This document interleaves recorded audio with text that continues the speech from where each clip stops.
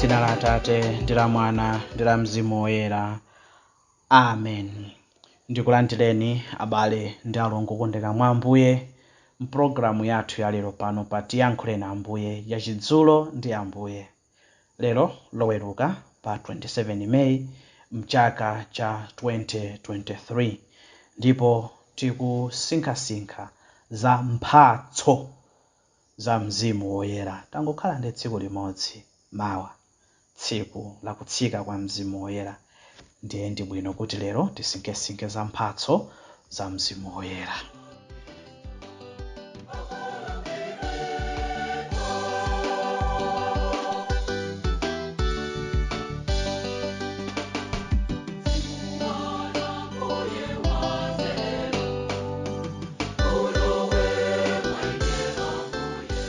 Tipemphere. Idzani Mzimu Woyera, mudzaze mitima ya omvera anu ndi kuyatsamo moto wa chifundo chanu. Mwatumizire Mzimu wanu ndipo adzasandulika ndithu, ndipo mudzakometsanso maonekedwe a dziko lapansi pano. Tipemphere.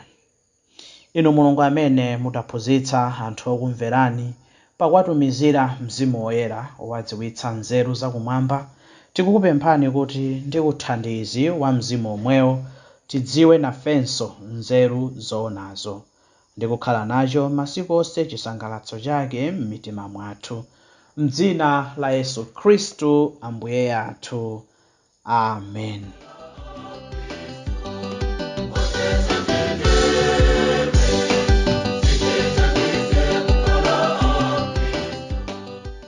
Abale ndi alongo okondeka mwa Ambuye, lero loweruka pa 27 Meyi mchaka cha 2023 ndipo kwangotsala tsiku limodzi kuti tichite chaka chakutsika kwa Mzimu Woyera, kapena kuti chaka cha Pentekoste. Pachifukwa chimenechi lero mpulogalamu yathu ino tisinkhasinkha za mphatso za Mzimu Woyera. Mphatso za Mzimu Woyera. Mphatso za Mzimu Woyera zilipo zokwanira zisanu ndi ziwiri 7 zimene Mzimu Woyera amapereka kwa ife Khristu kuti zitithandize pa moyo wathu wa tsiku ndi tsiku. Mphatso za Mzimu Woyera tisazisokoneze ndi mphatso za mautumiki zopezeka pa 1 Korinto 12 ndime ya 18 ndime ya 8 makamaka kulekera 13. Kapenanso zipatso za Mzimu Woyera zopezeka mu Galatiya 5 vesi ya 22 kulekera 23.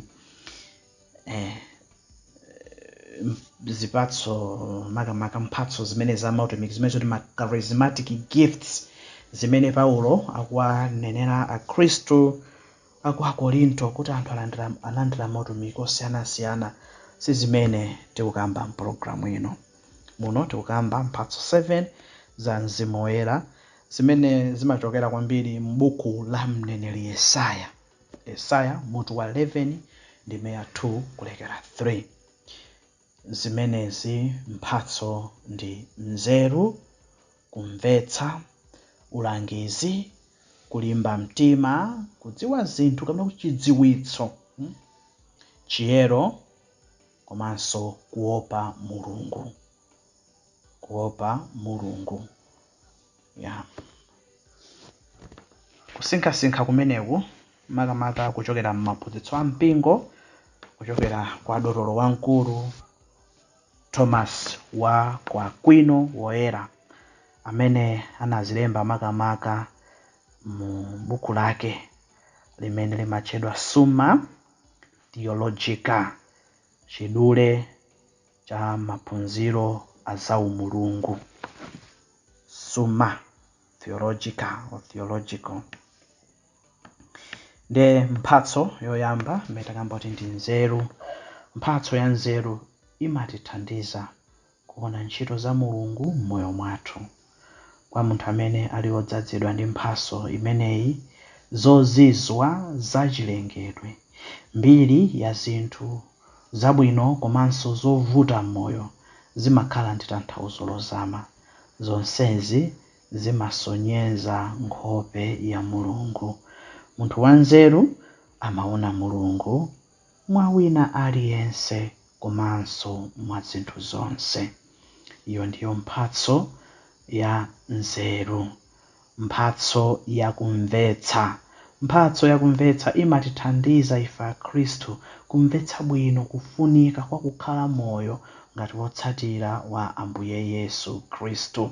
Munthu amene ali ndi mphatso ya kumvetsa samachita njengunje pakusankha kuchita makhalidwe abwino,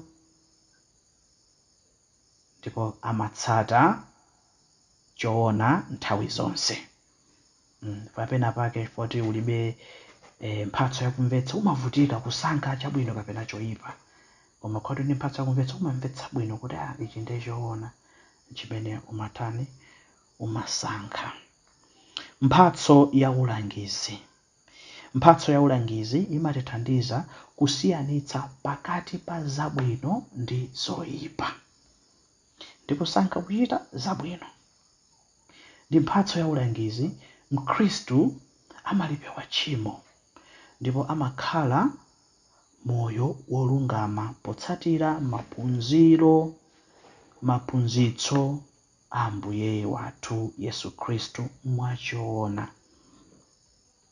Mphatso ya ulangizi sumapusitsika chifukwa uli nawo ulangizi umene ndi mphatso ya Mzimu Woyera kwambiri kugwira chiwongolera mtima. Mphatso ya kulimba mtima. Mphatso ya kulimba mtima imatithandiza kugonjetsa mantha komanso kutsatira Ambuye Yesu mosaopa kanthu kapena munthu wina aliyense ngakhale tiopsezedwe. Mzimu Woyera amene ndi amene amatilimbitsa mtima. N'chifukwa Yesu amawauza Ambuye Yesu kuwauza ophunzira kuti musaka pange kuti mukayankhula chiyani chifukwa ndidzakupatsani mawu. Mzimu Woyera adzakulankhulitsani.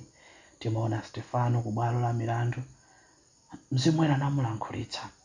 Munthu wolimba mtima samaopa kuyima pa choona komanso kuyima pamaso pa Mulungu. Ngakhala akanidwe ndi kuzunzidwa, ngakhala atukwanidwe, ngakhala achitidwe chipongwe chilichonse, amayima ndithu pa choona. Ife tonse tiyeni tikhale ndi mphatso imeneyi ya kulimba mtima. Mphatso ya kudziwa zinthu kapena kuti chidziwitso. Mphatso ya kudziwa zinthu kapena kuti chidziwitso imatithandiza kumvetsa tanthauzo la chivumbulutso cha Mulungu kwa ife anthu kupyolera moyo komanso maphunzitso a Ambuye wathu Yesu Khristu. Chifukwa pajatu tikawerenga Yohane 1:18 akuti palibe amene anaona Mulungu koma yekhayo pa mtima pa Atate ndiye anatha kufotokoza za iye. Mulungu kudziwulula kuchokera mwa mwana wake Ambuye wathu Yesu Khristu komanso maphunzitso ake ndi zintchito zake. Ndiye ngati tili ndi mphatso imene yakudziwa zinthu, chidziwitso, timazindikira mozama pamene Mulungu akudziwulula mwa iye yekha kudzera mwa mwana wake komanso maphunzitso a mwana wake. Mphatso ya chiyero. Mphatso imeneyi mu Chingerezi imatchedwa kuti piety, kusonyeza ulemu umene umaperekedwa ku zinthu zoyera kapena zopatulika. Chifukwa timene tiona kuti chiyero ndi piety sizikugwirizana bwinobwino, koma ndi tanthauzo limene lolo chiyero chake tikutanthauzacho menecho chiyero chakusonyeza ulemu wopereka ku zinthu zoyera akamakaso tukamba kwa Mulungu. Ndiyo mphatso ya chiyero. Munthu amene ali ndi mphatso imeneyi amalemekeza Mulungu amva komanso mpingo ndi ulemu wapadera, chifukwa mpingo ngoyera wapamalo ponse ndi umafunika kuulemekeza ndithu. Munthu wachiyero amazindikira mozama zakudalira Mulungu nthawi zonse ndiponso ndi munthu wodzichepetsa pamaso pa Mulungu, wokhulupirika komanso munthu wachikondi. Mphatso yotsiriza, mphatso ya kuopa Mulungu. Kuopa Mulungu kumeneku ngati mphatso ya Mzimu Woyera sikukutanthauza kuchita mantha ndi Mulungu ayi, koma kuzindikira za ulemerero komanso ukulu wa Mulungu.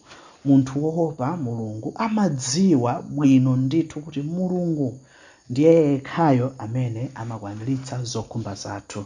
Mwachitsanzo, kukhala ndi luntha, ubwino, mphamvu komanso chikondi, zonsezi zimakwaniritsidwa kwa Mulungu yekha basi. Mphatso ya kuopa Mulungu ingamvetsedwe bwino kuti ndi mantha achikondi koma osati mantha achilango. Chiyambi cha nzeru ndi kuopa Mulungu. Miyambo 1:7. Akhristu okondeka, pologalamu yathu ya lero timasinkhasinkha za mphatso za Mzimu Woyera. Kodi tili nazo mphatsozi kapena tikusowekera kuti tizilandire mwapadera? Kubatizidwa tinalandira Mzimu Woyera pa ulimbitso. Mphatso zimene zimaperekedwa ndi Mzimu Woyera ndi zimenezi. Tiyeni nthawi zonse tikhale anthu anzeru za Mzimu Woyera, tikhale anthu omvetsa, tikhale anthu aulangizi kuti tithe kuchita zinthu mwabwinobwino ndithu. Tikhale anthu olimba mtima, tikhale anthu odziwa zinthu makamaka za chidziwitso cha chivumbulutso, komanso tikhale anthu achiyero, komanso tikhale anthu opa Mulungu. Zonsezi zingatheke ngati tilola Mzimu Woyera kuti atsogolere mitima yathu.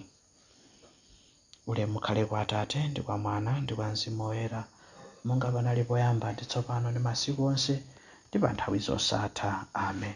M'dzina la Atate ndi la Mwana ndi la Mzimu Woyera. Amen. Mukhale ndi madzulo abwino nonse, ndipo munali ndine Bambo Julius Dokowe.